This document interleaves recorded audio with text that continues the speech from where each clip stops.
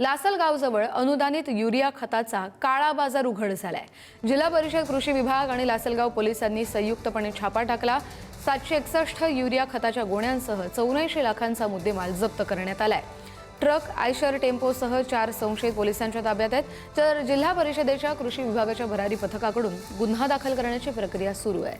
निफाड तालुक्यात अनुदानित युरिया खताचा काळा बाजार करणाऱ्या टोळीविरोधात जिल्हा परिषदेच्या कृषी विभागाच्या भरारी पथकाने आणि लासलगाव पोलिसांनी संयुक्त कारवाई करत मोठा साठा जप्त केलाय। लातूरमधून मुंबई आणि अहमदाबाद इथं काळा बाजारासाठी अनुदानित युरिया खताची वाहतूक केली जात असल्याची गोपनीय माहिती मिळाली आणि या माहितीच्या आधारे लासलगाव पोलीस ठाण्याच्या हद्दीतील विंचूरजवळ नाशिक छत्रपती संभाजीनगर राज्य महामार्गावरील पाबळवाडी परिसरातील एका कांदा गोदामावर छापा टाकण्यात आला।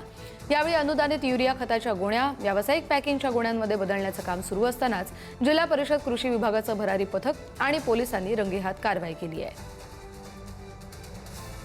जिल्ह्यातून आलेल्या गाडीतून तो माल इथं ट्रान्सफर करण्यात येत होता।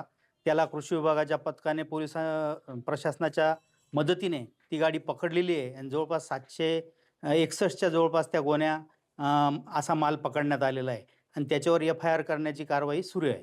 किती रुपये किमतीचे मूल्य आहे? त्याची बाजार मूल्य 266 रुपये जरी असला तरी तो अनुदानित आहे आणि 2021 रुपये त्याची पूर्ण प्राईज असते।